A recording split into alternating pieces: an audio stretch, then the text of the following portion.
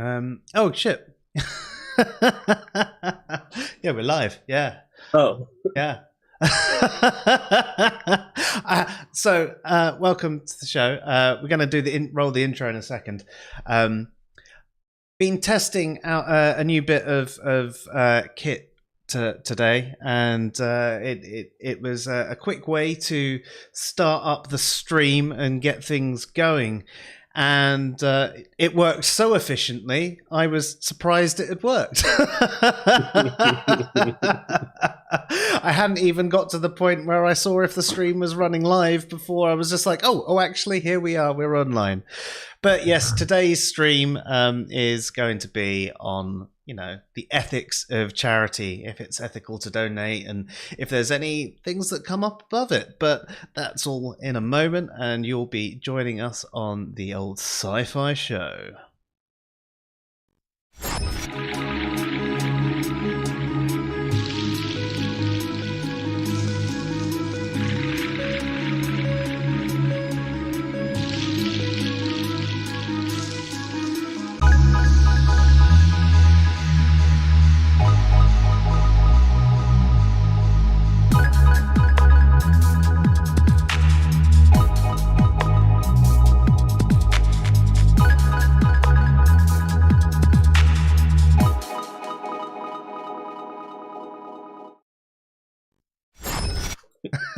Hello, everybody, and welcome to the SciPhi Show. I'm Joe. And I'm Dave with a muted mic. and I'm Luke. And yes, as I'm sure you know by now, if you're a regular viewer, it's a comedy of errors, especially at the start. And then after that, it's just errors. Definitely. We'd be the next Shakespeare if we knew how to write in English. But yes, thank you, everybody who is here tonight already. It's great to have you here nice and early. And tonight's stream is about the ethics of charity.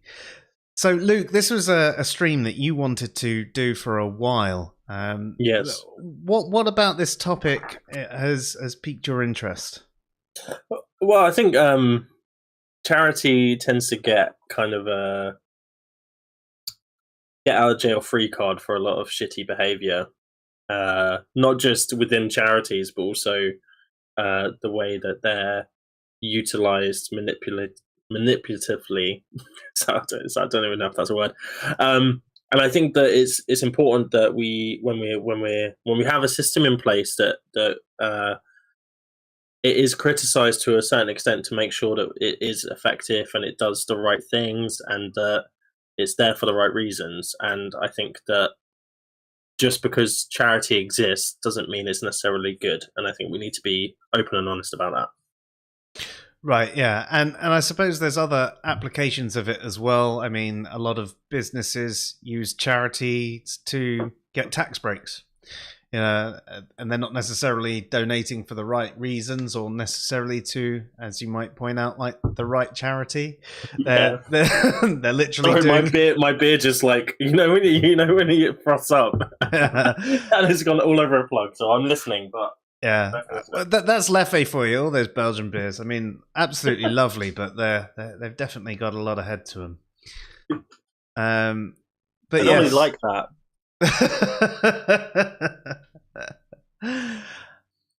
But so companies sort of can abuse the whole charity thing as well. But I mean, let's go through them sort of one by one, and let's start with charities that you think maybe are not actually as good as you think.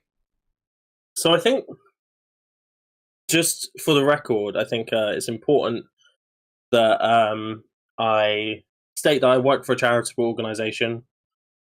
So in having this criticism, I'm also criticising myself to a certain extent for being a part of that wider circle, and you'll see why after I think I bring up the first point that I want to raise, which is the charities that exist where government responsibility lies. So I think a good example is charities like Oxfam, which goes and builds schools and builds water, like clean running water for people who need that in countries like or like the continent of Africa and other countries and stuff like that.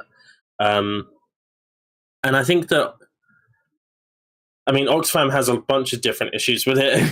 There's loads of problematic issues with it. But as a general thing, if say Oxfam was good at doing that job of building schools, building clean water, building shelters, stuff like that, that charity is actively taking away, by doing that work for free, the responsibility of the government to be looking after the people of their countries.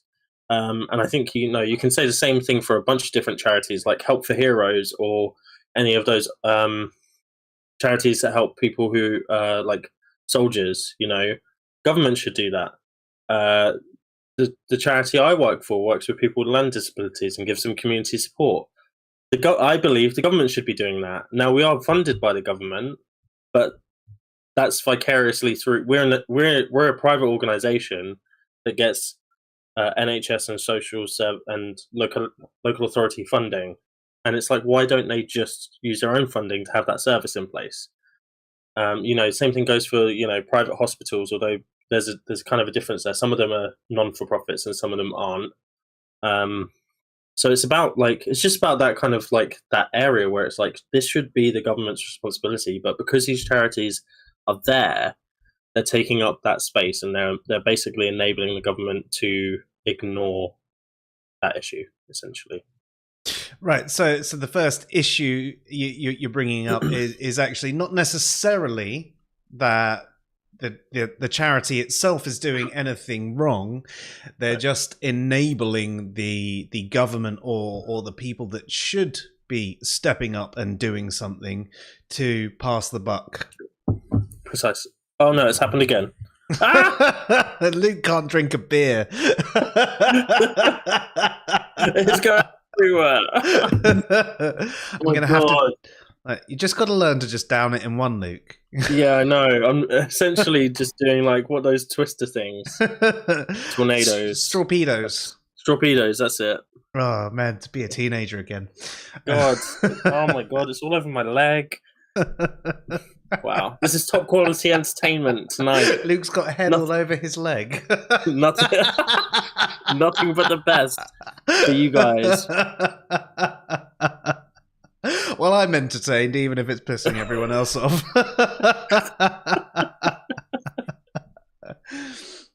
Okay, right. Hopefully that's the last time, but I have lost space. Oh no, it's on my SD card.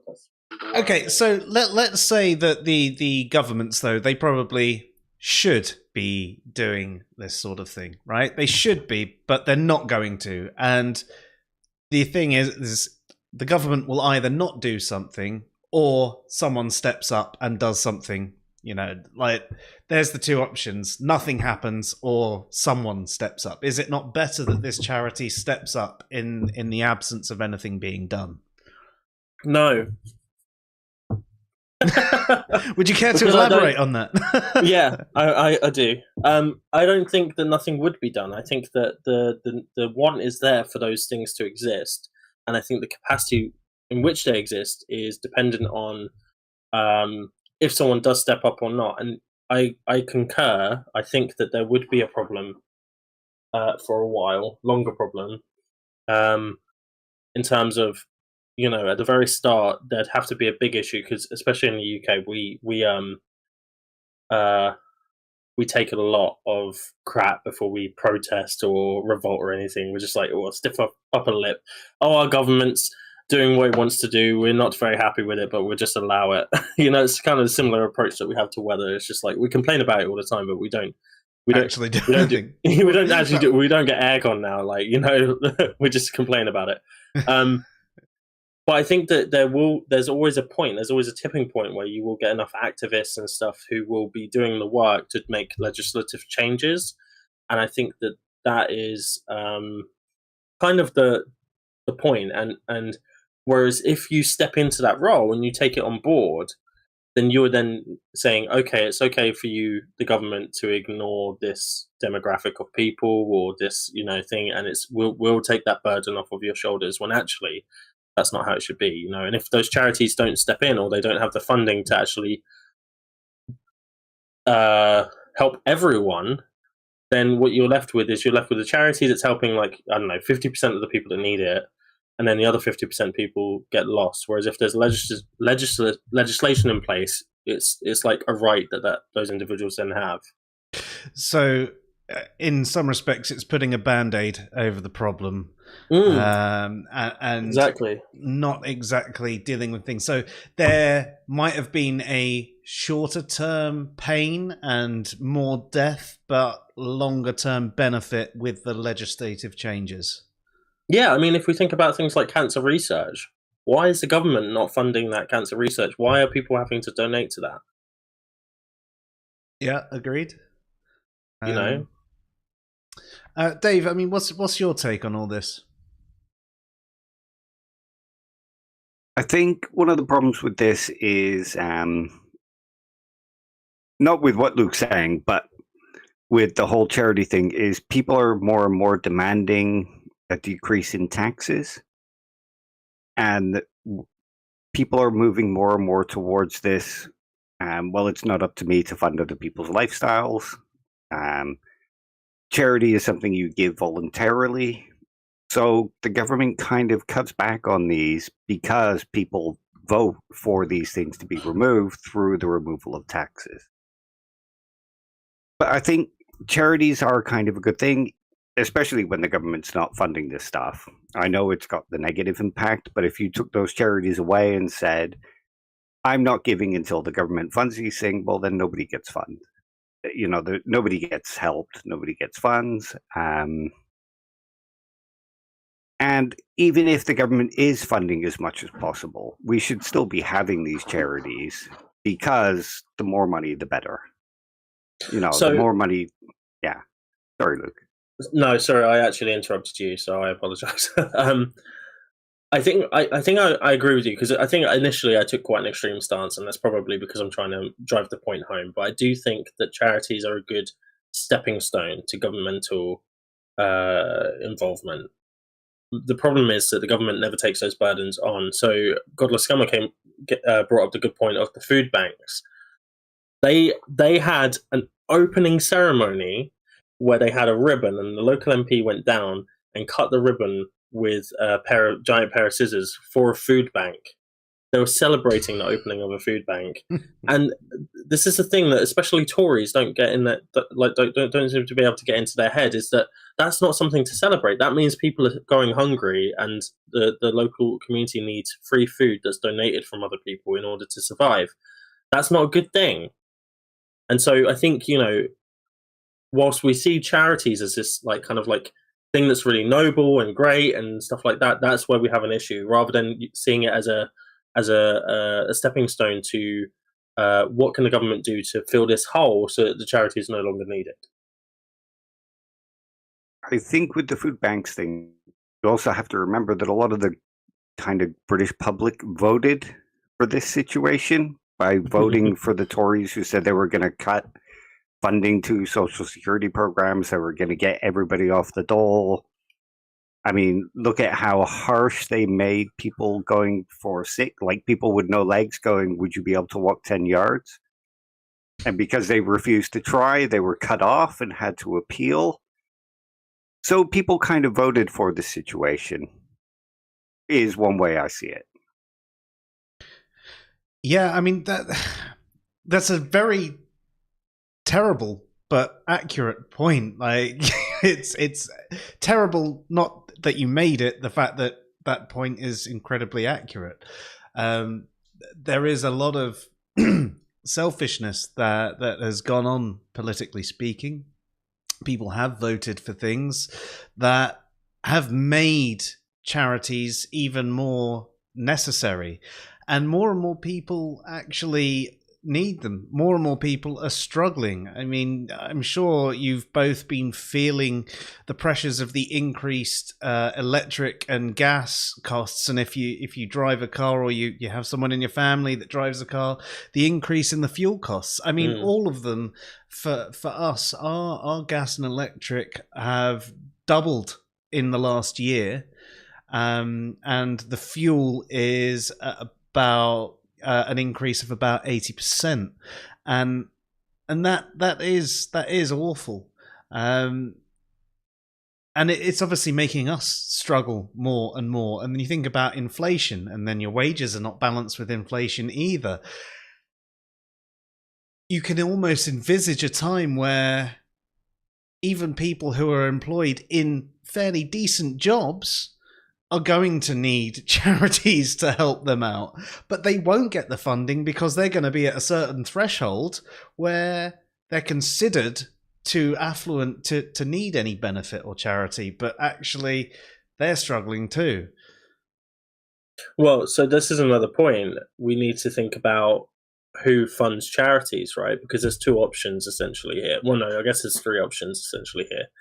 We have the types of charities like the ones I work for, which are more charitable organizations. It's less donation based and more funding for the government to fulfill a specific need.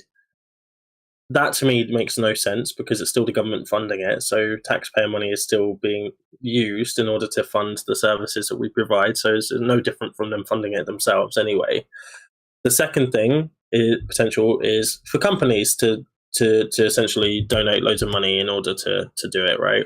And that seems to be the most plausible, like easiest way to do it, because then you have large donations from companies that earn a lot of money. The problem is companies like their profits. So they only do it as like kind of lip service to the fact that they support a charity. And then the last option is people like us, individuals. And if the cost of living is going up, then we're less likely to donate to charities. So in the biggest times of crisis, the charities that are most needed, that are run on donations, are going to get the less funding, and they're not going to support as many people. So you end up having this weird feedback that actually, in the most time of need, charities can't run effectively. And that just is so counterintuitive to how the charity should be run, in my mind. No, that's fair. I mean, I've had to cancel like my charitable donations. I used to donate monthly to a couple of them, and I couldn't afford it anymore. And it might have only just been a little bit out of each one a month, but it was just like, well, yeah, I can't justify it right now. But don't forget, you can add 30p onto your McDonald's order and donate that 30p to charity. See, now I strongly disagree with this method. And when they do it at checkouts, do you want to round up, or how about donating £5 or £10 to this thing? Because that donation's then going through the company, and they're using your money, like strictly your money that you've donated as a tax benefit via them, rather than them donating, well, here's some of our profit. They're not even donating their profit, they're donating something that you've given. If you're going to donate, you shouldn't do it through a company yourself. You should do it directly to the charity, or if you can, directly to the person in need. But that's probably going a bit off course. So I understand your point, but is it not better that we do have the charities? Because if not, there will be a lot more pain. And I think my issue with it is that I mean, practically, yes, I agree. I think that the charity, like ignoring all of the other issues with Oxfam, for instance, which I'm sure we'll come to later, because there's like more unethical issues there that we need to unpick, especially with Oxfam. But it is better, because it's unlikely that the countries they're going into are going to do the things that they're doing essentially. But then I still have this part of me that just thinks that we're enabling complacency in our government. We're enabling governments to hide the fact that actually things are really gone to shit, and they're using these external kind of like things to kind of keep the equilibrium going, when actually, if those things weren't there, everything would just be so chaotic that people would have some sort of uprising. It's You'd almost hope. like You'd hope. You'd hope. Yeah, you'd hope. I mean, just judging by the past few years, it seems like it takes a lot for us to get there. I think the French would already be there if they were in our position. They would have already overthrown their government. Well, they need their daily croissants. Yeah, their croissants have to be under €1 as well. But yeah, I think that practically speaking, I'm glad that people aren't suffering.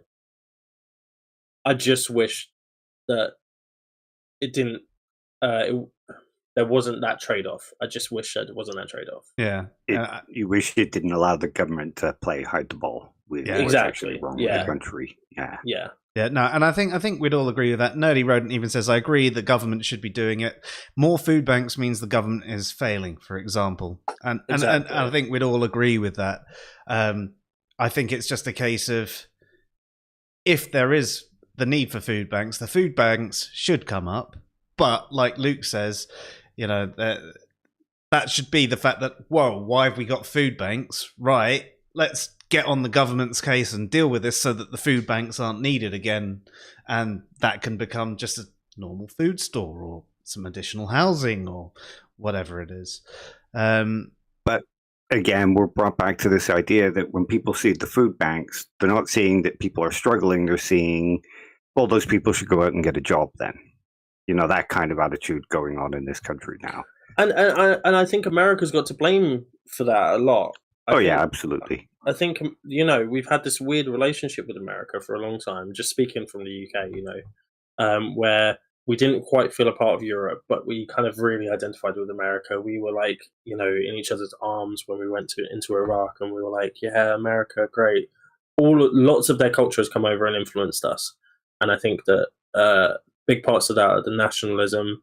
I think the relationship with food, the relationship to taxes, the relationship to healthcare, all of that stuff just seems, the relationship to foreigners, I think all of that stuff is just, it's been there underlying there for a long time, but I think America and American culture has really kind of pushed into our mainstream and made us kind of think in a very different way to how we would. Yeah, we're kind of bombarded by American TV shows at the minute, which actually promote a lot of that kind of stuff. A lot of libertarianism.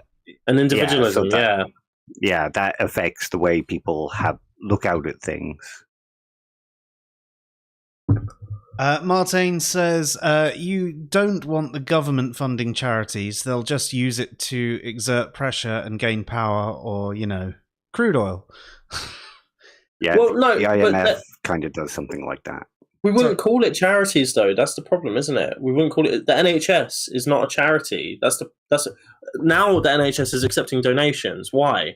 Because the government aren't doing what they should. Exactly, do. But the government should be. The whole point is the NHS is not a charity. It's a service provided by the government, free at the point of access, and that's what we should be seeing. Is that these should be services provided by the government free at the point of access. And what you're saying, for example, the food bank should be not necessarily a food bank where people go and donate things like that. There should be a service where the government provide enough, I don't know, for the people who are on lower incomes, food stamps or food deliveries or something like that, or raise the minimum income so that it's a living wage. A universal living wage. Anyone? No? Call me a hippie if that's what it makes me, but I think I'd be on board with everybody being able to survive semi-comfortably. Maybe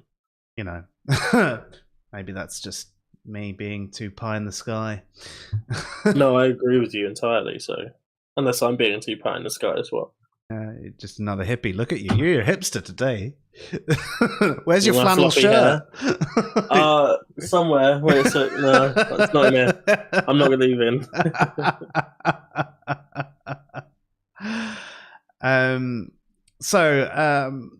Mark says, Joe, while I agree on the sentiment of direct donation, without companies organising charity, these things don't get donated because it's all too hard and nothing is organised. So my donations are our taxes.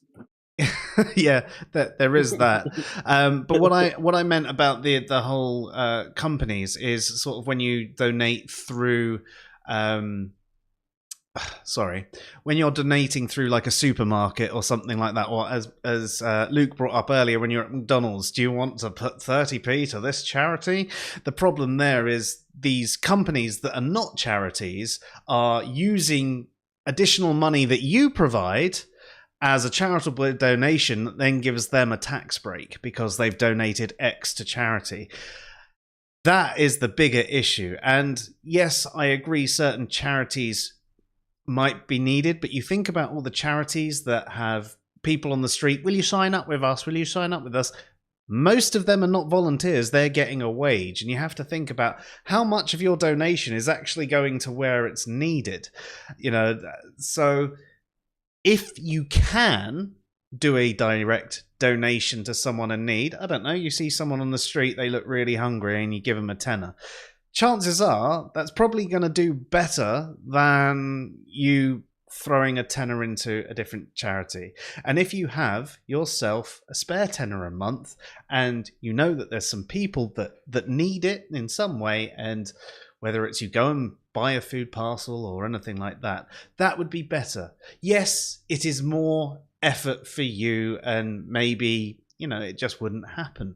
But that's not the point. The direct donation is potentially the best use of the money. I understand it's not always feasible, especially when you want to donate to help people overseas and things like that. And for whatever reason, you can't go and volunteer to help them. I do understand there's blockers in the way. But my main point was about donating through companies like supermarkets and fast food chains and all of that. Claire says, I agree that it's not actually a personal charity donation, but an enterprise manipulating the system for a tax break. Is that even charity? Giving a huge corporation a break? No. It might make you feel good I just gave 30p. I do that every time I go to McDonald's. I go to McDonald's twice a day. Hey, don't judge me. It's how I keep this amazing physique. Now he's judging me. Well, you hit both of us in two sentences. How dare you? Yeah, no, I agree with you, Joe. And also the other thing is that what they're saying is that they're donating it, right? They're not saying, "Oh, this is donated by our customers." They're taking that money and then using it as a donation for themselves, which is wrong. Yeah, because it's not that. It's basically, they're going to make the charitable donation anyway, but they're just trying to minimize the cost and then increase the tax break. Yeah, it's gross. Yeah, I actually had a woman in a thing. Say you can donate to charity, like on one of the card readers as a service station. You can donate to Mind, and I was like, that's a bit better, but no. I was like, I work for an organization like Mind. I do my work. My charity is the reduction in pay I have to take to work in the charitable public sector. So no, thank you.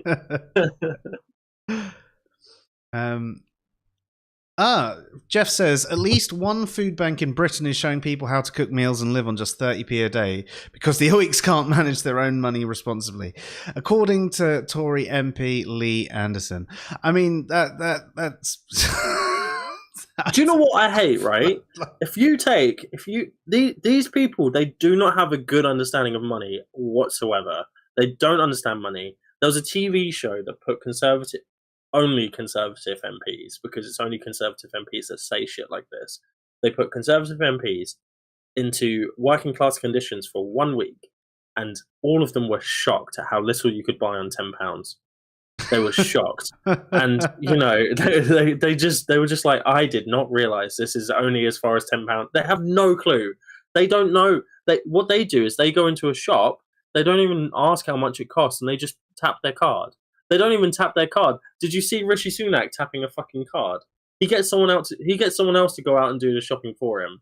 He doesn't do the shopping. He doesn't know how much money he's spending on food. He doesn't have a good understanding. Boris Johnson said that, like, what did he say? He said something really stupid about a loaf of bread. He couldn't tell you how much a loaf of bread cost. He was asked directly by an interviewer, how much does a loaf of bread cost? And he had no clue. He could not answer the question. And did he do his usual babbling around? Well, you know, it could be a different thing, or well, you know, it depends on the shop. And Precisely. He just could not answer the question. They just don't have a clue. And because they don't have a clue, how are they fairly representing the people? No, agreed. Well, there was that thing where they sent the list around to Tory MPs of all the normal foodstuffs that people buy, and none of them could actually get the prices right. Most of them were like a fifth to a quarter of what the actual price in the shops was. That's crazy, isn't it? And they're telling us we can live on a certain amount of money. I'm sorry, but they just don't. Like especially Rishi Sunak, like standing up there on his soapbox, talking to Parliament, being like, "Yeah, you know what? The cost of energy is going to go up, and we're all going to feel it." And it's like, yeah, but if it doubles for you, that's still like not even 1% of your salary. Not just that they can claim a lot of it back as expenses for work. Yeah, exactly, right. You know, and he's one of the richest men in the country. He doesn't have to worry. He could leave everything on in his house all day, every day, and it's still he still wouldn't even notice that come out of his like he doesn't have a clue. Anyway, sorry. I think no, and I think all three of us would love to just sit here and rant about our government. But we're ranting about charities. Yeah, then we should be ranting about charities. God damn those charities, man. Fuck Bernardo's. I don't want kids to have families. Rev says, I actually think Bernardo's is one of the better ones. So. Oh, fair. We used to do a lot of work with them when I was at school, but I haven't really seen much or anything since leaving. The government feeding people isn't charity; it's the government doing job. Agreed. Yeah. Nerdy Rodent says the government should pay a living wage and provide a universal basic income. Agreed. Looks like you're a hippie like us as well.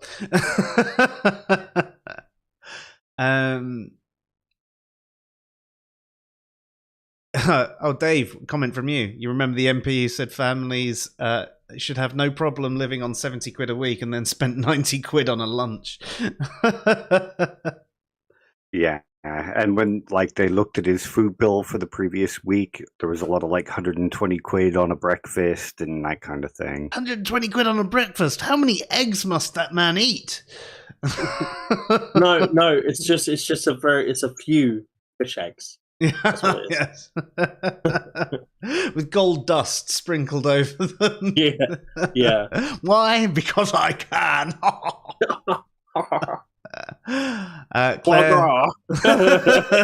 Claire's pie in the sky with us as well. Right, so carrying on down.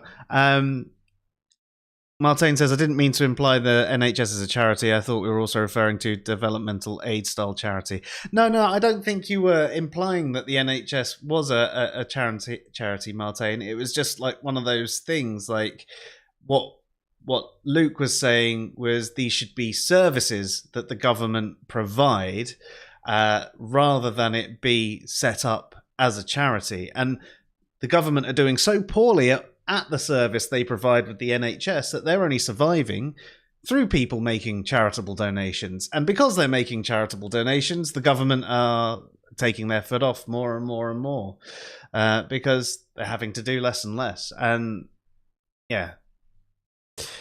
But then we'll lose the NHS if people don't make it. And I think this is a tough one. We need the NHS, so we need the people to make those donations. But really, we should be trying to, I don't know, convince the government to do something better with it. I think I've come to the conclusion that the NHS is lost at this point.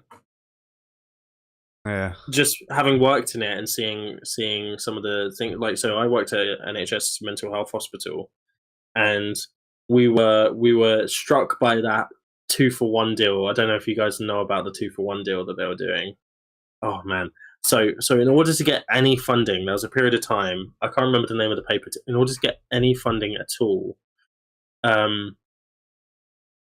trusts had to sell assets. So they would have to sell parts of buildings, they'd have to sell equipment, they'd have to sell anything in order to get any kind of funding, right? And the providers, or the people that provided like pens and stuff like that, the suppliers, they were specifically decided by, you could only go to certain NHS suppliers and they were stupidly expensive. Like, you could get cheaper pens in like WH Smith, but they'd sell the same pens for like twice the price on this NHS supplier line, right? So what this 2-for-1 deal was, is every asset you sell, for the monetary value of that, you get 2 times the amount of funding. So if you sell an asset for, I don't know, like £10,000, you'd get £20,000 in funding. So they were you'd have to spend 20,000 to replace whatever you just sold. Yeah, so they were actively influencing NHS trusts to sell assets off, which were then being bought up by private medical companies such as Signet, St Andrews, all of these other places, that are these American kind of like health, which are not charitable organizations. They are for-profit hospital organizations, healthcare, and they are funded through the government. So the government pay them money, but they're looking for a profit. So they're paying more to those hospitals than they are to the NHS anyway. But they're just trying to get into private healthcare slowly but surely. And so I'm convinced, most of the assets, if this is carrying on, we're just going to lose the NHS. It's reduced so much already. Yeah, that's the whole point, though. If they were to try privatizing the NHS now, there would be an outcry, and they're making it. They would lose itself, whatever. Yeah, so that they can watch it collapse, and people go, well, if it's this bad and we can't afford to fund it, maybe we should go private, and then they can sell off all the assets and make loads of profit without worrying about the uprising of the British people. Yeah, absolutely. So there you go. There's some sad news. Sorry. Sorry to kill the vibe. So anyway, Kimo says there's nothing inappropriate about a person or a business reducing its tax burden if it's within legal limits. No, I agree, but the point there, again, going back to the what I was saying originally, was the fact that donating through a company that is basically passing off your donations as their donations to reduce their tax burden rather than donating their profit is kind of a shallow way to do it. And you should, donate directly to a charity, or even better, directly to someone that needs it. So that's where who decides what's legal as well. Yeah. The government. Yeah. And do we trust them?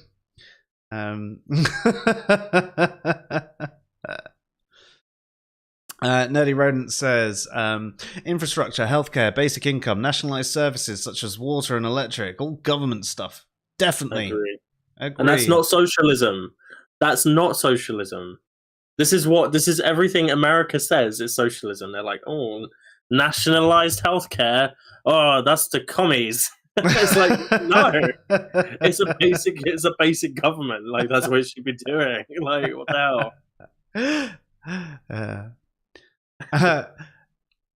hell? Jeff's got a good one. He says, if you're going to use McDonald's for charity purposes, buy a Big Mac and give it to a homeless person who probably isn't eating tonight. Yeah. Although I've done this multiple times, right? Sorry to interrupt, Joe. I've done this a few times, and every single time they ask for a very specific order. Yeah, like they literally go, can I get a Big Mac, but don't leave the gherkin out, and also I want some fries with like a really random sauce, and then can I get a strawberry milkshake as well? I'm like, I don't remember my order. Like, how am I going to remember your order as well? It's so specific. Every single time I've done this.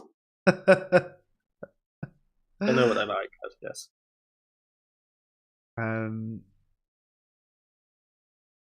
What is the motivation for someone to give their money to someone or something else?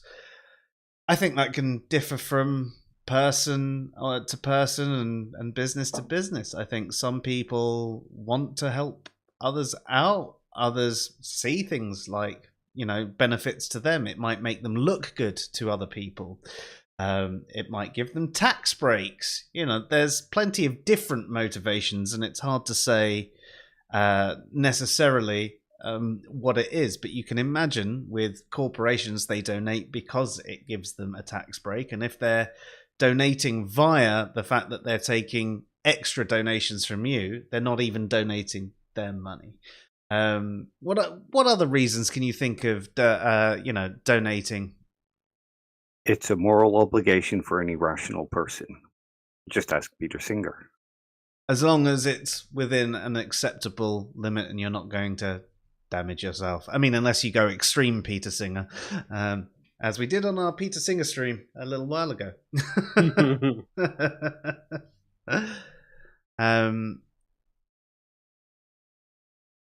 Jeff says, I remember Portillo doing a TV show like that a few years ago. He's basically been a bit more likable since, but it was a reality check for him. Was that going onto what you were talking about, the 10 quid? It was the living on a...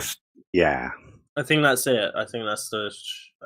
Every time I reference something, Godless Scummer comes up with the exact thing that I'm referencing. So I'm sure it's that. That's happened 2 or 3 times now, which is good. It's good having a little encyclopedia on the side doing my own work for me. Thank you, Godless Scummer. Yeah, he'd make a good research assistant. Yeah, he is. Yeah, he is. I need you in my ear, though. I need you in my ear, so I sound clever. Just going back to that previous comment quickly, just about the reasons for donating, I had a thought on that. Oh yeah, okay, there you go. Now, my view, and this is an issue actually, another issue of charity, is that most people donate to charities where the thing that the charity is helping impacts them directly, either through a loved one or themselves. It might be a certain illness that they've had or someone else has had or something like that. That tends to be the case, right? So that means that actually there's a weighting towards more common and more like for instance, Cancer Research UK, pretty much everyone's been affected by cancer in some way. So Cancer Research UK gets shit ton of funding through donations, and then something, I don't know, around like some really kind of obscure disease that actually does need more money because we don't know anything about it, and it's affecting still a large group of people, just not as much as cancer, doesn't get as much funding. And so you get this weird weighting thing, and I think that just answering what's the motivation, people who are impacted by stuff, they want to raise money for things that are problematic, but I think that can cause problems in its own right. This is one of the reasons why it's argued that empathy isn't enough for morality, because we can only empathize with experiences that we've actually had. And that's an interesting thought, yeah. Was that your bum, Dave? No, mine's louder and deeper than that. But excuse me while I go white.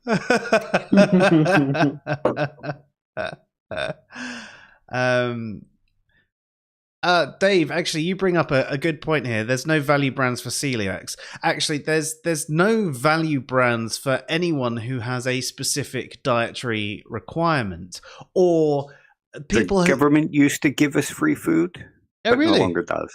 Yeah, you get like a couple of loaves of bread, and some bananas and stuff like that, but they no longer do that.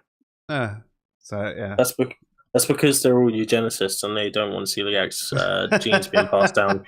And who can blame them? But you see the same sort of thing. I mean, anyone that wants to go like dairy free or vegan or anything like that a lot of the food is way more expensive. I mean, even if you think about someone who wants to eat healthy, at least in this country, healthy food tends to be more expensive than junk food.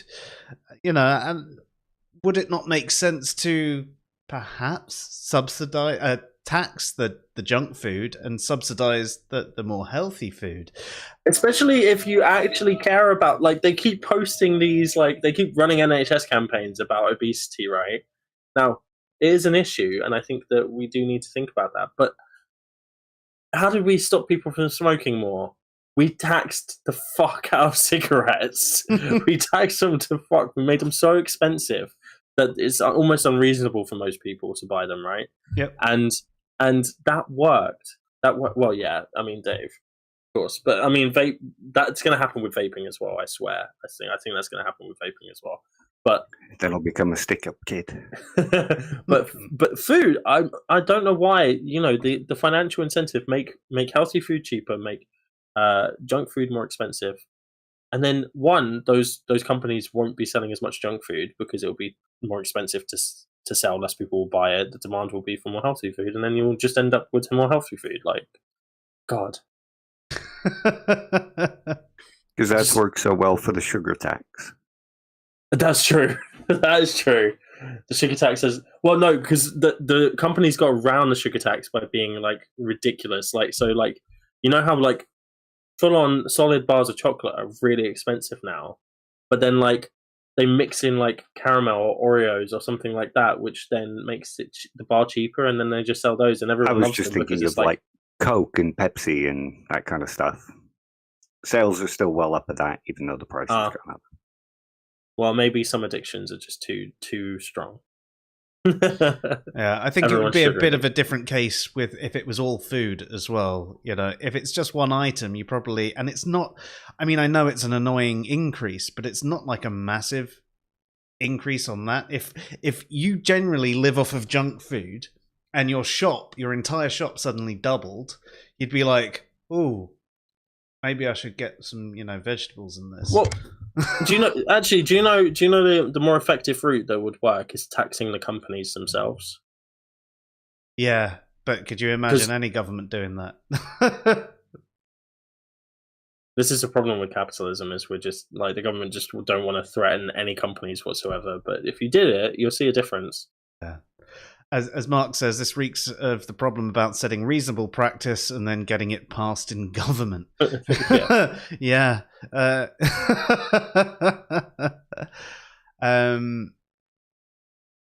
So Kimo says, in Canada, government departments or agencies always spend every penny of their annual budget. If they don't, their budget will be cut for the next year. They do that over here too. I was going to say. You often see our councils suddenly, within the last month or two of the year, suddenly digging up all the roads and tarmacking them and stuff like that because they've got budget left over. It doesn't necessarily go on decent things. It goes on, fuck it. And you're like, why are you doing this road again? Why always this road? There's so many potholes in this one over here, but you just dig up this road, in February every year. Why? And it's short-term thinking as well. It's like 5 years. Like, they have yearly budgets, but they also have 5-year kind of like overall budget plans. And that's a real problem for us because in my organization is relatively expensive because we're specialists. So we have to convince people that they'll have a long-term reduction in funding because they're getting a specialist service. But that doesn't always work because we're talking about like 5 to 7 years, and they're thinking, yeah, but in the next 3 years, I really want to keep my budget down to look good. And it's like, then they go with a cheap company, and then everything goes to shit, and then they come to us because they're like, okay, we should have gone for the specialist service. And they just wasted loads of money on trying to keep their budget down. It's so silly. False economy. Anyway. Yeah. It works in terms of voting cycles. So if the budget runs out before a voting cycle, they all spend the money, make the government look good, and then the government get voted back in. Yeah. Francois says, would it not be more effective to properly tax corporates and the super rich than allow them to distract us with their charitability? Yes, 100%. I couldn't agree with that more. I mean... Sorry. Go for it, Luke. I read it as then allow them to distract us rather than that allow them. But yeah, Francois, I mean, I think is part of the big problems, and I almost think that we need to do a lot more. I think that there should almost be a maximum income and I know this is undesirable to those who've worked their way up to that maximum income where they're earning, hundreds of thousands a week or, millions on the year.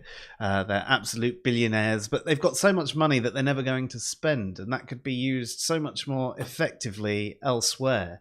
And I think if you'd need the entire world to get on board with this, which is why it would never happen. But if the entire world could get to a point where they set, not only a minimum sort of universal living wage, but also a universal maximum wage, then I think overall everything would work a hell of a lot better.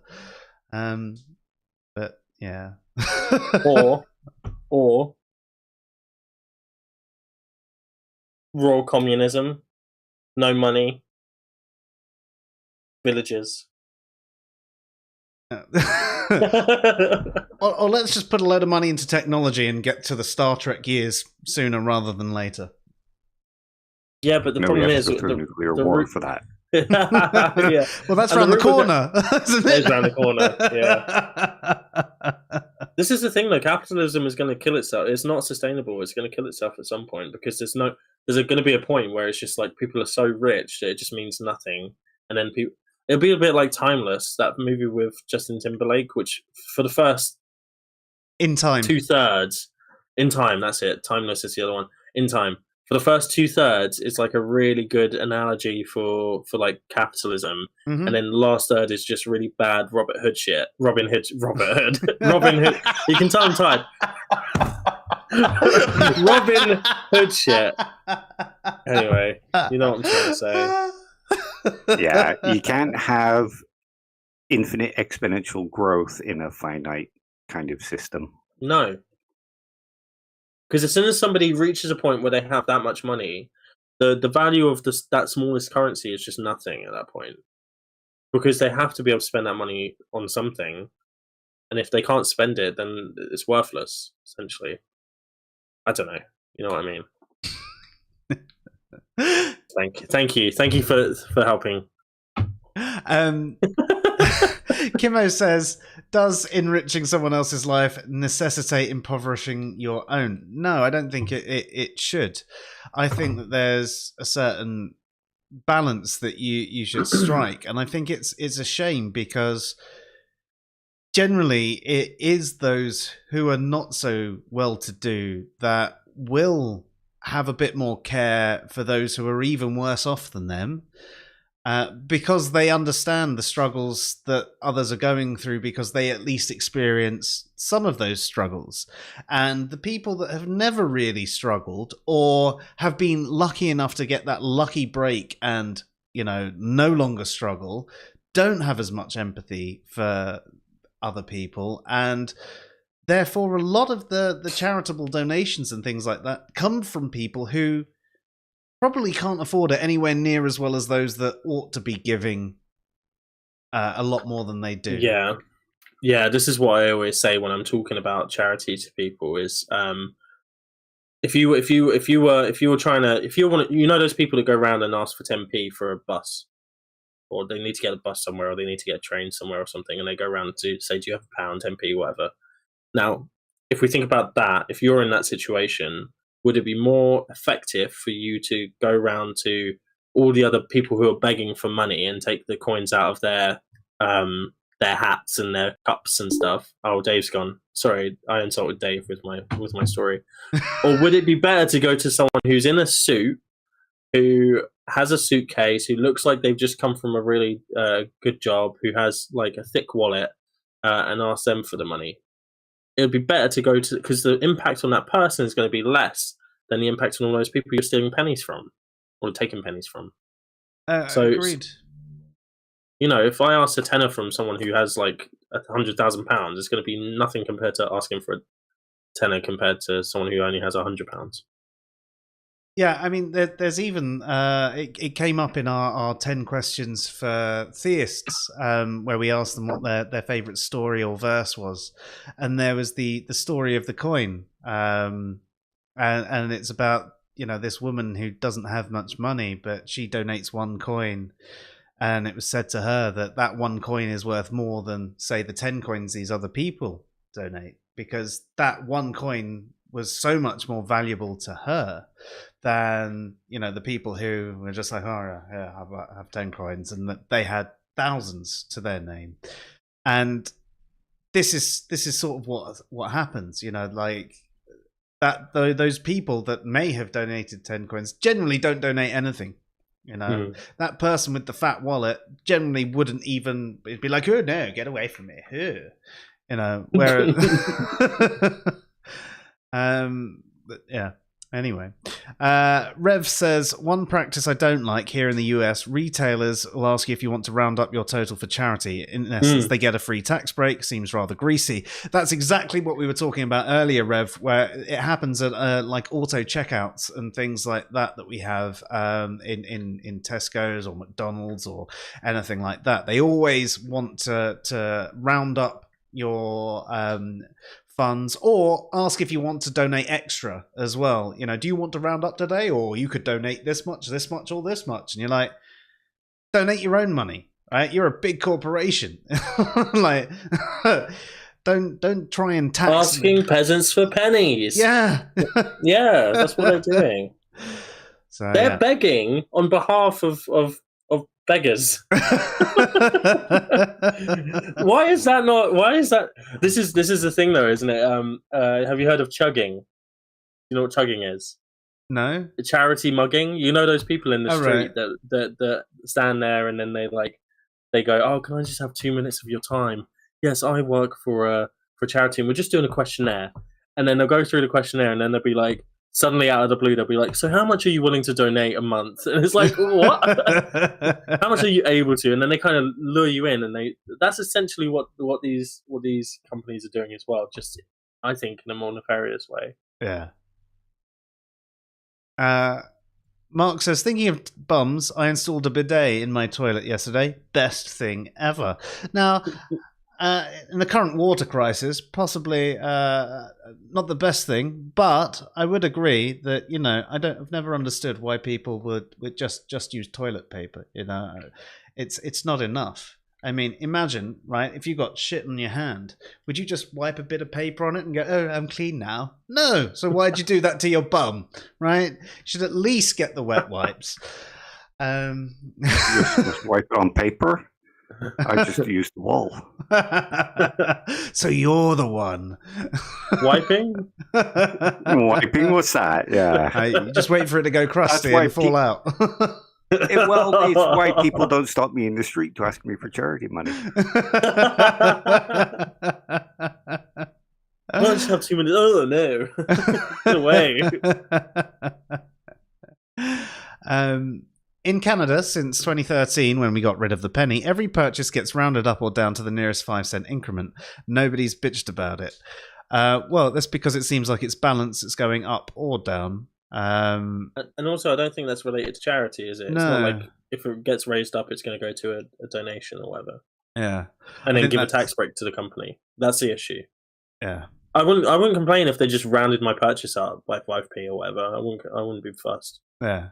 But it's because it's specifically saying, do you want to round it up to go to this charity? And sometimes I don't even want it to go to the charity that they're talking about. Hang on a second. How are people still using cash in the world? I mean, come on. Don't you guys have phones? This is how you pay for things now. You just go like that, don't you?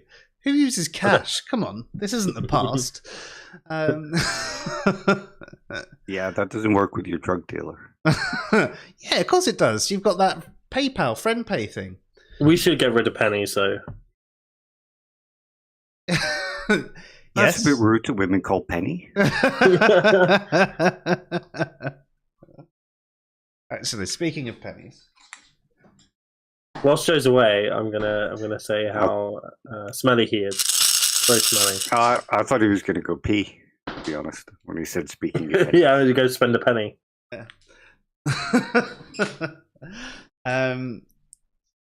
There you go. That's my next charitable donation. I'm going to find a really obnoxious homeless person and just tip it out on them. I'm far too lazy to do that. So The problem with capitalism is double dipping. They do tax the companies themselves too. The tax cuts that they give the company are completely arbitrary. I wouldn't say that's the only problem. Double dipping Doritos is an issue. But there's never enough. It's hard to get. No, double dipping it with Doritos is putting it in the guac and then putting it in the salsa. Oh right, I don't need guacamole for Doritos. What? If I could kick you out of school, I would. Marks and Spencer's nachos are better than Doritos. Can't kick you out. I have no control here. Damn it. I prefer the old El Paso ones. The sauce. Oh, the El Paso ones are great. Yeah, the circular ones, yeah. And you put the sauce stuff all over it, and put the cheese and microwave. And, Yeah, I usually make my own cheese and chili kind of sauce that I just pour over. Ooh, very nice. Sorry, we're getting really off topic, aren't we? I have another ethical issue food with and I'm away. charities. If you guys are ready to change. Well, yeah, I'll tell you what. I've been trying to keep on top of the chat, but guys, if you feel like you want to raise anything, re-raise it, because I'm gonna put a line in the sand here. Especially because we're making Claire hungry, and we should let Luke carry on with the actual topic rather than just discussing food and bums. So this is one that's kind of come up with the Atheist Alliance stuff, but it was something I was actually going to talk about before I knew anything about that. And it's another similar issue to Oxfam, an issue with Oxfam, one of the many controversies. Turning into Sean Connery now.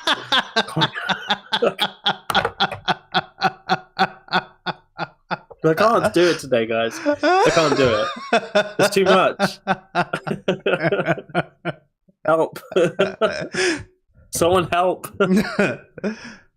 Okay. But it's where there is where have I gone? What? Oh no, don't do that. Go on, Luke, tell us. I can't do this. Go on, you got the spotlight now. No, don't spotlight. How do I get off of it? Oh, I just made it bigger on my screen. I full screened us. Wait, I've got an idea. Don't worry. It's just going to leave, isn't it? Can you still hear me, though? No. You're lying! Oh, no!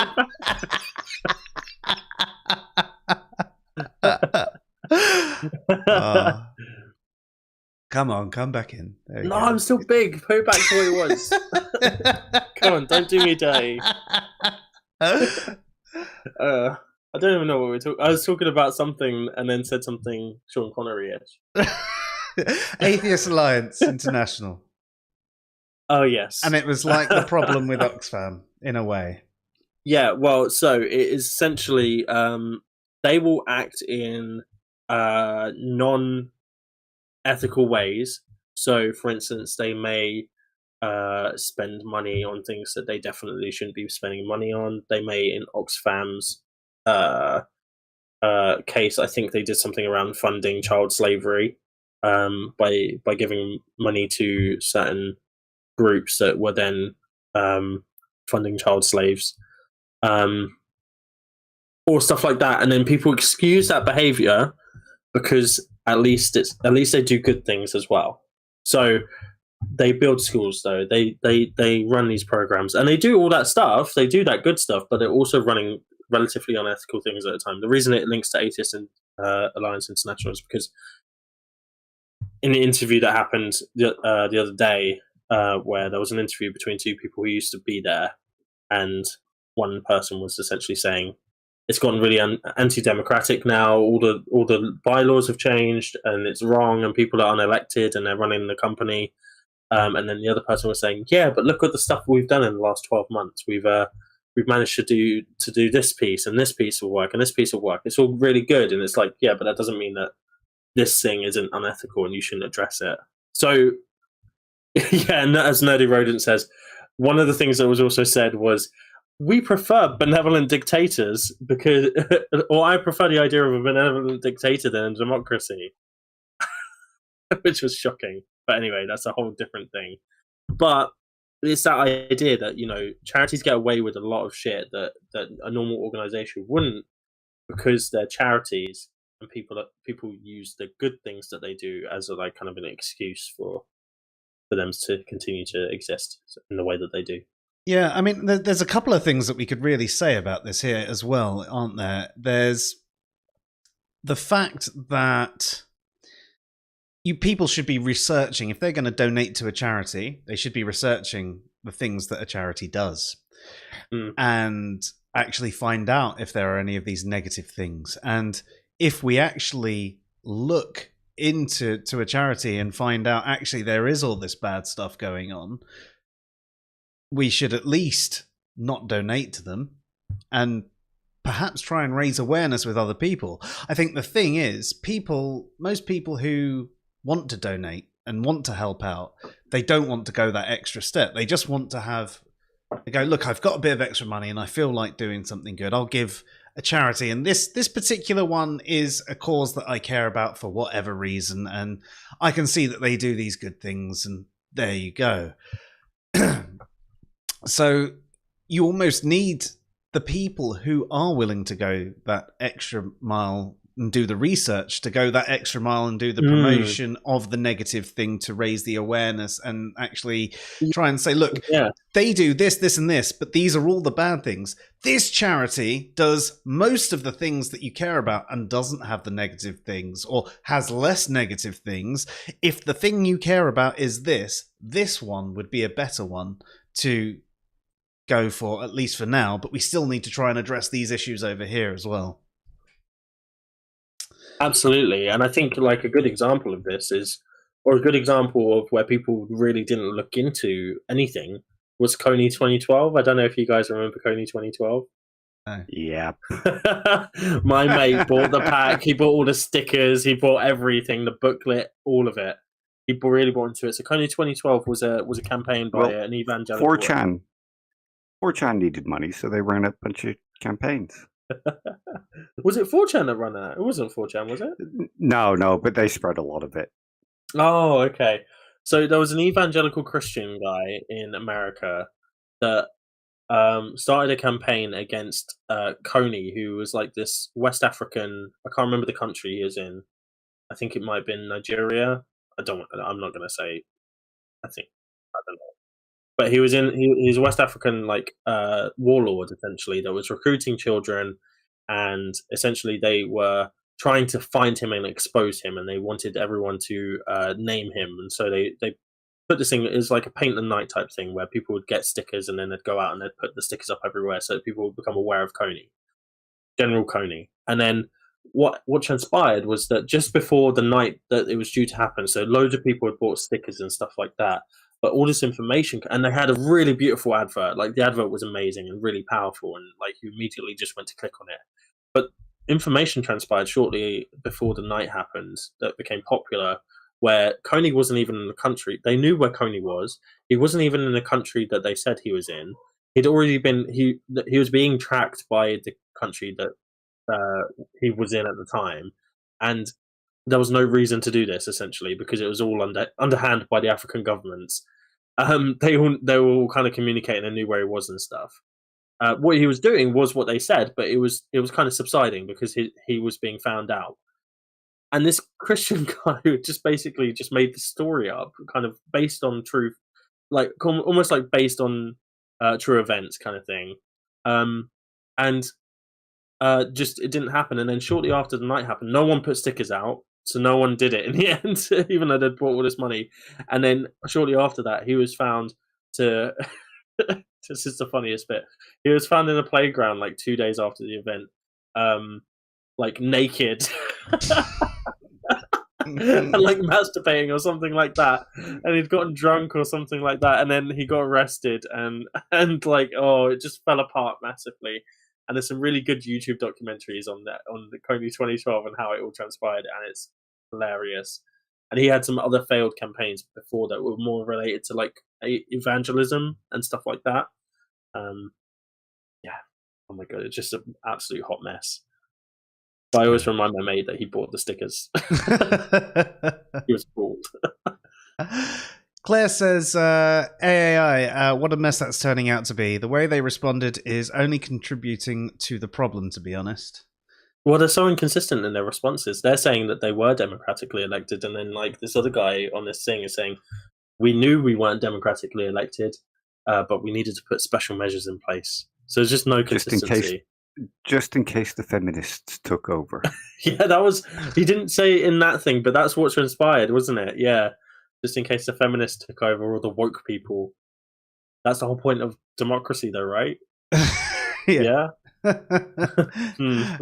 Jeff has a tongue-in-cheek comment. It says, but AAI is helping atheists, so we don't need to worry about the bad stuff. And this is a good point. Yeah, no, you take it. No, you take it. I've spoken so much. I was just going to say it's a good point because there is a lot of tribalism that does go on, and you see it. I mean, if we move out of the realm of charity just for a second, we'll see, like online, atheists excusing negative behaviors from other atheists towards people or doing bad things because they're all atheists. Yet if a theist was to do anything half as bad, they'd be all over it. You can't do that. There'd be this moral outrage. And you seem to have this sort of thing with the charities as well. If it's a charity that you've supported for a long time, sometimes you almost feel like it's part of your tribe, and there's this bit of ego tied to it, and you almost don't like the suggestion that perhaps this isn't the best charity to be donating to. And this is a big problem with something like AAI that has, atheists around the world sort of going, well, yeah, but the good stuff's good enough. There is this mass tribalism here. So yeah. Agreed. And I think that's the thing, like, people still support Oxfam even though they may know about some of the child slavery stuff. People still support what's some other charities that have had controversies like bad that the one about what's the name, Captain what's his face, the old guy that was a war veteran that did the walking around the garden, yeah, and then his charity turned out was basically just a salary dump for a bunch of people who it didn't go to anything. It was literally just people taking the money and spending it on themselves. Yeah, like the people that were supposedly running the company. Yeah, it was awful. And then there's things like I think the Poppy Appeal spent like 2/3 of its finances on marketing, and it's like, why does the Poppy Appeal need to market shit? They literally have these little stands everywhere. They don't need to do any marketing. All of the Salvation Army do the marketing for them. Like it's ridiculous. So yeah, there's all these controversies that happen, and then they just get ignored because people are like, well, yeah, but at least they're helping veterans, or at least they're helping poor African children, or whatever. And the more I'm learning tonight about different organizations, the worse I actually see it is. Oh, yeah, it's bad. Children in Need had a similar controversy as well. I'm not sure what the children... I might look this one up quickly, because there was an issue. There was a big issue with Children in Need. Were they headed by Jimmy Savile? No, there was actual hospital funds headed by Jimmy Savile. He used to visit them and stuff as well, didn't he? Yeah, that's where he got his victims. Yeah. I mentioned Claire should do an expose on Jimmy Savile. Oh, this is it. Sorry, carry on with Jimmy Savile for a second, but I found the children thing.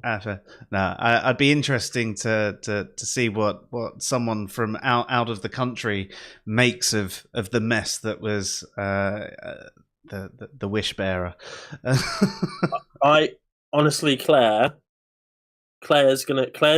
knowing Claire, she's gonna make so many YouTube videos about this, informing Americans, because it is so crazy that it happens. Like I was obviously alive when all of this stuff came out, and I remember it all happening and stuff. And then I was like, how did any of this happen?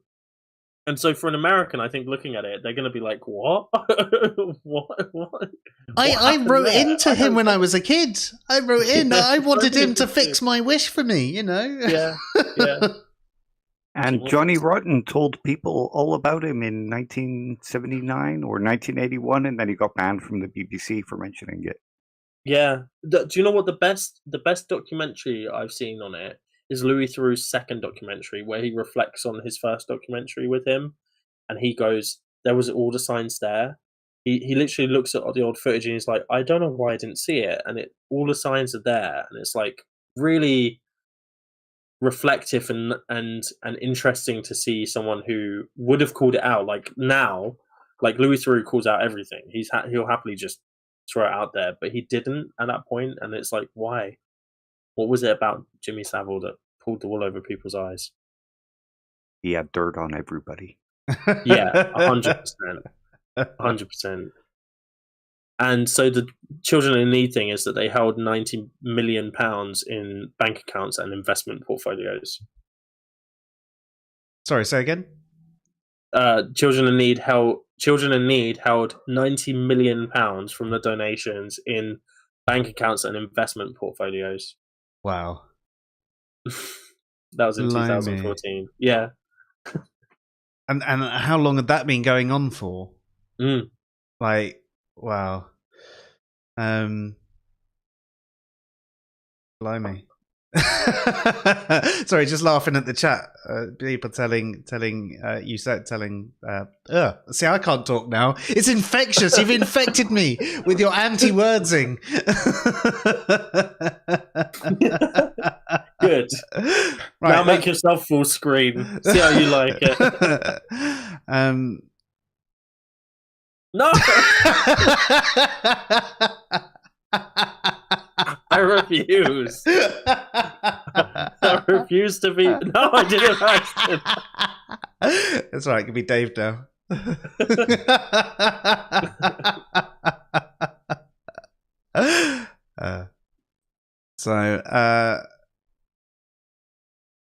I think we've caught up with.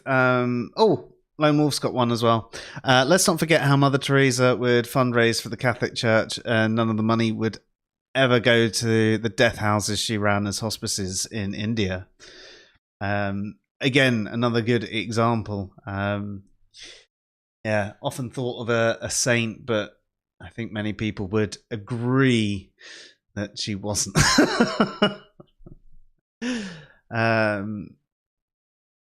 Sorry.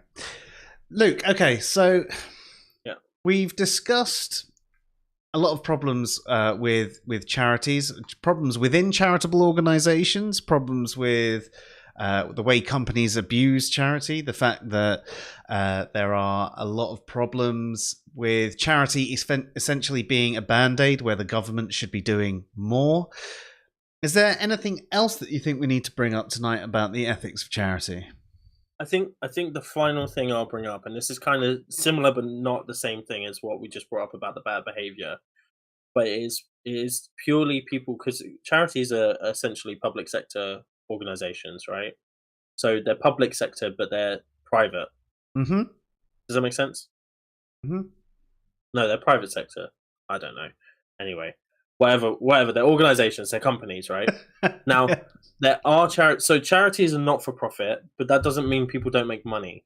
Mm-hmm. So there are some people who set up charities with the intentions of making money, and they end up getting tax breaks. They end up getting stuff like that, but they don't fulfill their duties because their duties aren't the primary goal. Now, I think that's slightly different to like Oxfam and that, because Oxfam are a big company, and they do the work, but they kind of do shady stuff on the side. Whereas I think this is more about people setting it up with it being essentially being a shell business, essentially just to make money. And I think that we need to be careful of that, because there's loads of people that, you know, will come to you for donations to charities you've never heard of, and they could just be like doing nothing for the people. Yeah, it's a tough one, isn't it? Because there could be a new charity that's genuinely trying to get going, but you've never heard of them, and there could be another one that is more insidious. So, kind of hard to really know where to go there with that sort of thing, because as you've mentioned as well, there's issues with a lot of the big names. There's lots of issues with charity at any level, really, isn't there? And yeah. But would you still say that donating is unethical? I would say donating to any charity. No, not that was going to come out wrong. Donating to charities arbitrarily is unethical.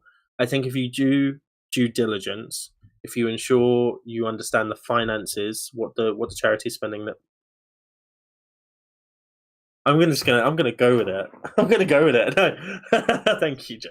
See, it didn't affect me that time. You did it for less time, so that's what I should just not react. Yeah. But if you understand the financials, where people are spending that, where the companies are spending their money, if you look at if they have like an independent body that's reviewing their services. So, for instance, we have CQC that reviews our services, which is the Care Quality Commission.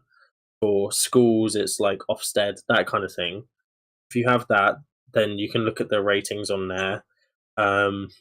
Look at who board members are, what their affiliations are with. Like, it's worth, if you're going to spend any money on something and you think you want it to have a meaningful impact on someone's life, I mean, inevitably people are going to get paid. Like, I think that's right. People that are working for charities should get paid. I think there should be volunteers as well, but people should get paid too. But you just need to look at the finer details and make sure that most of what they're spending their money on is the actual service they're trying to provide. Yeah, that's fair. And you should not stop lobbying for governments to provide those services themselves. Yeah, I think that's sort of the point, is if you're actually going to donate to a charity because you see the need, that's great. And I think, it's a good thing to do, but there's the other side to it. You should, if you care enough to donate money, perhaps you should care enough to try and get the system changed as well. Yes. What about you, Dave? Is there anything you'd like to add on this one? Nope, I basically agree with everything that's said. Cool. Luke, what are you going to be doing on Monday? Oh, that's a good question, because I think I had two things in my head. Obviously, I could be doing, and I know this is what's expected of me, Machiavellianism, which is the final part of it's the final element of the three parts of the Dark Triad. This is probably what I'm going to do. And then there's a final episode bringing them all together. But there was something else that I can't remember right now that I was like, that I'm really eager to talk about. Oh, I wanted to talk about learning disabilities, because I've talked about mental health at length, and I think that people understand mental health to a certain extent now, where I can kind of say my points and people get it. Apart from atheists on Twitter. But in the circles, I now see other people advocating for it in the same way I'd advocate for it, which is great. Now, the problem is I don't see the same thing for learning disabilities, and actually I think people with learning disabilities are treated worse. So part of me wants to just get that one out there, but I don't know if I want to break up the 4-part series. So there's nothing wrong with doing that. I mean, mid-season break. Well, if it's a topic you're passionate about and you've got loads of juices flowing, you're going to constantly be thinking about it whilst you're trying to do your other episode. May as well fly with that one. You know how I think, Joe. Yeah. You've got my brain in your mind. You know what my mind's like. It'll just come out. It will just come out in that. The conversation will end up on that anyway. This is what Machiavellianism. This is how you can avoid it. Learning disabilities. And when you're talking about learning disabilities, are you going to cover off certain issues with that could affect someone's ability to learn, or are you going to be focusing on sort of the low intelligence side of learning disabilities, or? So this is actually a subject that I am extremely well versed in, because it's my job. Essentially, I do training on this every 6 weeks. And so what I'm going to be covering off is what a learning disability is diagnostically. So how do we diagnose a learning disability? The history of how people with learning disabilities have been treated in the past. And I did retweet Jeremy Tudway discussing that as well. And that's really worth watching, to be honest. So if you can find that tweet somewhere in my thread, find it. It's good. And he's a great psychologist. And I'll probably be talking a little bit about how having a learning disability impacts someone, and the difference between a learning disability and a learning difficulty, which I think is really key because they are different things. Awesome. Yeah, definitely. In fact, it will end up being like a 5-hour stream. Can always break it up into little parts, and in fact, that gives you more content as well. If you so wish to go into learning difficulties rather than the disabilities as well, you got loads of ideas, and it's stuff that you as you say, you work on in your day-to-day life, and you're quite passionate about. Otherwise, you wouldn't be in that line of work. So yeah. I look forward to that series, as well as looking forward to you finishing your Dark Triad series. So whatever happens, Luke, I think I know what you're going to be doing, but I'll leave it up for you to to book in. And Dave, what about you? You've been releasing a few videos recently, haven't you? Yeah, I've done a couple on better skepticism or how to improve your skepticism. I did the 10 questions or whatever it was to Michael Brown, and I'm just working on another set of questions from a Mormon, answering questions from a Mormon. Awesome. And when do you think you're going to get those up? Tomorrow, hopefully. Both of them? Just the Mormon one. Oh, okay.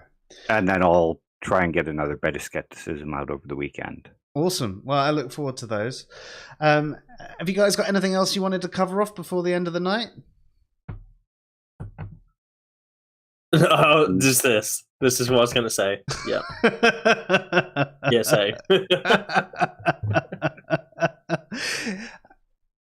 Just in case anyone's, not aware, that's a joke. Can I just say, I just want to give a shout out to Godless Scummer's video on this. Actually, it was very good. It had a few very funny people who were talking about it, but also giving you the information. And I think the video was really awesome. So it's worth checking out the video, Godless Scummer's video on the AII. Yeah, I actually haven't checked that one out myself. So what I'll do is I will probably drop that one in the end screen. So it'll appear. It won't appear now, but yeah. And Barry, I think you'll love Barry. Barry was brilliant. Like he's like, I just want to listen to him chat all day because he's just so fucking random. Like, awesome. He just laughs at everything. Fantastic. So yeah, Barry's great. Jeff, is Barry local to you? Do we need to get him out on a piss? He's Irish, I think. Yeah. So he'll drink us under the table, but does that mean that we can get him over here at some point? Might be a fun one, Jeff. An example. Oh no, I'm going to ruin it. Don't worry. I'll just let you listen. No. I was going to say something he said that was funny, but then when I say it, it's not going to be funny, everyone's just going to be like, what? Awesome. Well, in that case, I'd just like to say thank you very much, Luke and Dave, for being here tonight. It's been a great stream, and thank you everybody in the chat. And as was just mentioned, every single one of you, please check out Jeff's video on the Atheist Alliance International, and also check out Dave's Armchair Philosophy playlist, which has got his new videos he's uploaded. And don't forget to check out Luke on Monday when he's doing something on his Psych stream. Have a good night, all.